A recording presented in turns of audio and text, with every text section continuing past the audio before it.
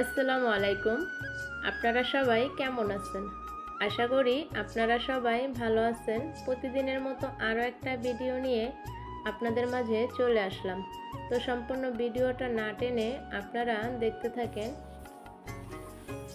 তো এখানে দেখতেই পাচ্ছেন আমরা আজকে ইফতার করতেছি অন্য দিনের মতো। তো যেহেতু রমজান মাস, তো আমরা প্রতিদিনই ইফতার করি। তো আজকে 20 রোজা চলতেছে। তো আজকে আমাদের বাড়িতে হঠাৎ করে এত মেহমান আসবো, আমরা ইফতারের 1-1.5 ঘন্টা আগে আমরা কল্পনাও করতে পারি নাই যে আজকে আমাদের বাড়িতে এত মেহমান চলে আসবো। তো কি করার আছে, হঠাৎ করে দেখি বাড়ির বাইরের দিকে চাইয়া দেখি যে এত মানুষ আসতেছে, সব বোরকা পরা। তো হয়তো দূরে থেকে দেখে ভাবতেছিলাম যে অন্য বাড়ির কোনো মেহমান, কিন্তু ছোট ছোট বাচ্চাদেরকে দেখে বুঝলাম যে এইগুলো আমাদের বাড়িতে চলে এসেছে। তো আর কি করার আছে, কিছু করার নাই। যেমন হঠাৎ করে না চেতেই বৃষ্টি এসে পড়ে, তো এরকমই আজকে আমাদের বাড়িতে হঠাৎ করে মেহমান চলে এসে। যাই হোক, মেহমান বলে আল্লাহ যার প্রতি বলে খুশি হয় তার ঘরে আল্লাহ পাক মেহমান পাঠায় দেয়। তো যার যার রিজিকের খাবার আসলে সেই খাবে।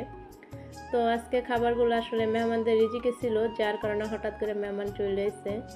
যেহেতু আজকে মেহমান এসেছে, আমরা আগে থাকতে কোনো ধারণা ছিল না আমাদের যে আজকে আমাদের বাড়িতে এত মেহমান আসবো। তো অন্য দিনের মতন আমরাও আজকেও সব কিছুর ইফতারের প্রস্তুতি নিচ্ছিলাম। তো যেহেতু হঠাৎ করে চলে এসেছে, প্রচুর ইফতার আজকে লাগবে। তো আমাদের এতটা একটা পরিশ্রম হয় নাই, কারণ আপনারা যারা আমার ভিডিও দেখেন তারা জানেন আমাদের ছোটোখাটো একটা হোটেল আছে। তো দোকান থেকে আমাদের ইফতার আসে।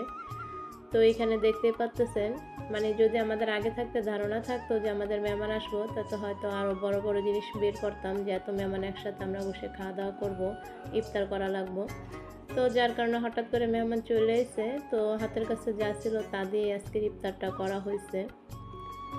তো কেমন হলো অবশ্যই আপনারা কমেন্টের মাধ্যমে জানাবেন যে হঠাৎ করে আমাদের বাড়িতে মেহমান চলে এসেছে আমাদেরকে না জানিয়ে। তারপরও আলহামদুলিল্লাহ পরিপূর্ণ 5টা দিয়ে আমরা ইফতার করতে পারছি এবং মেহমানদের আমরা ভালো মতন আপ্যায়ন করতে পারছি।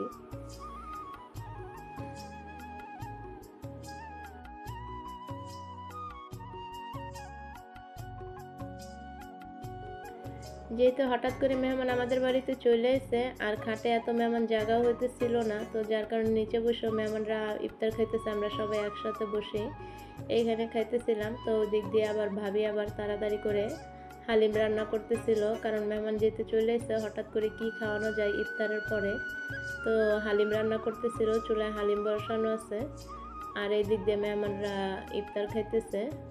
আর এর সাথেও মেহমানরা কি কি আমাদের জন্য নিয়ে আসলো ঈদ উপলক্ষে উপহার, তাই আপনাদের মাঝে ছোট্ট করে শেয়ার করব, যেহেতু এখন খাওয়া দাওয়া করতেছে পরবর্তীতে। তো এখানে দেখতে পাচ্ছেন যেহেতু ইফতার করা শেষ হয়ে গেছে, খাওয়া দাওয়ার পর এখন আবার এখানে হালিম নিয়ে বসছে ছোট ছোট বাচ্চারা খাওয়ার জন্য, ফাতেমা, খাদিজা, তো কাশফি। তো এখানে দেখতে পাচ্ছেন সবাই এখানে বসে খাইতেছে। তো এখানে খাওয়ার প্রতিযোগিতা লাগছে কে কয় বাটি হালিম খেতে পারে। তো আজকে এখানে 3 প্যাকেট হালিম রান্না করা হয়েছে। মাশাআল্লাহ, আমাদের বাড়িতে 1 প্যাকেট হালিম রান্না করলে আমরা খেয়ে দিয়ে তারপরও হালিম থাকে, আর এখানে 3 প্যাকেট হালিম রান্না করার পরও আজকে হালিম দিয়ে সবাই মিলে খেতে পারে নাই, কারণ মনে হইতেছে এখানে ব্রয়লারের মেশিন চালু করে দিছে। তো ওরা এখানে প্রতিযোগিতা লাগছে খাওয়ার জন্য। আর এখানে আমরা হাসাহাসি করতেছিলাম কে কয় বাটি করে হালিম খেতে পারে।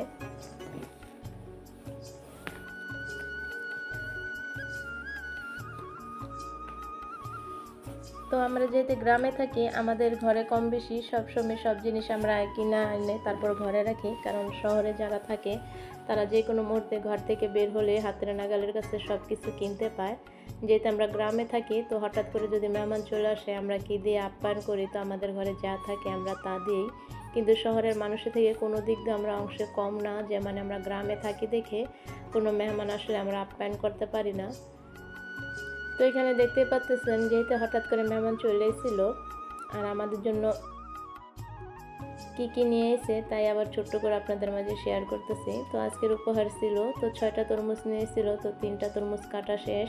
আর এখানে 4 কেজি বড়ই আনছিল, তো 2 কেজি বড়ই এইখানে অলরেডি সবাই মিলে খেয়ে ফেলছে, কারণ বাচ্চারা বললাম না আজকে ব্রয়লার মেশিন চালু করে নিছে, যা পাইতেছে তাই খেতেছে।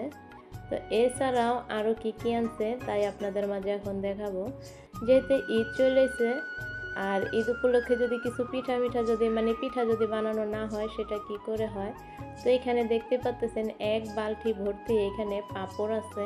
তো এটা মেজু খালায় বানিয়ে তারপরে পাঁপড় নিয়ে এসে এক বালতি। তো দেখা যেতেছে হয়তো এটা মনে হয় দোকান থেকে কিনা, কিন্তু না, এটা একদম সম্পূর্ণ ঘরে বসে হাতে বানানো এটা পাঁপড়। তো দেখতে পাচ্ছেন কি সুন্দর দেখা যাইতেছে।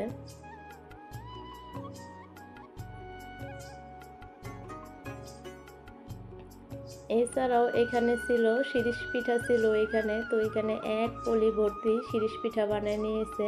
তো পিঠাগুলো দেখেও খুব ভালো লাগতেছে। তো আমার পিঠার ভিতরে পছন্দ শিরিষ পিঠা, ফুল পিঠা এগুলো। তো এটা দেখেও মানে শিরিষ পিঠাটা দেখে আমার খুব ভালো লাগছে।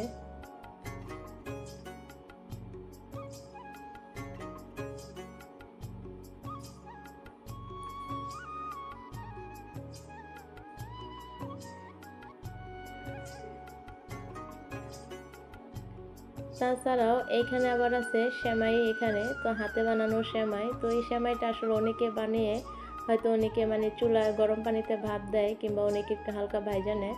তো এটা আসলে চুলায় গরম পানি দিয়ে ভাপ দেওয়াও না আর ভেজে নেওয়াও না, এটা একদম সম্পূর্ণ কয়লাতে, এটা কয়লাতে মানে পোড়া হয়েছে, মানে কয়লাতে ছেঁকে তারপরে পিঠাগুলো মানে সেমাইগুলো বানানো হয়েছে।